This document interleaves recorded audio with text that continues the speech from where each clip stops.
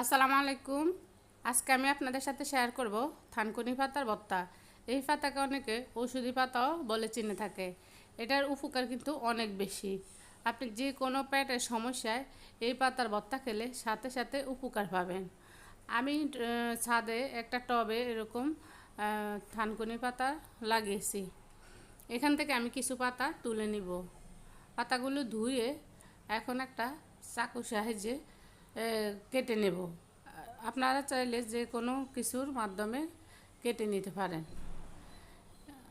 কেটে না হয়ে গেলে এখানে নিলাম আমি 3টি পেঁয়াজ কুচি, দিয়ে দিলাম লবণ আর 3টি শুকনো মরিচ। এখন হাত দিয়ে ভালো করে পেঁয়াজের সাথে মরিচটা গুঁড়ো করে নেব। ভালো করে মাখলে আপনার পেঁয়াজটা যদি নরম হয় তাহলে কিন্তু ভর্তাটা খেতে কিন্তু ভীষণ মজা লাগে।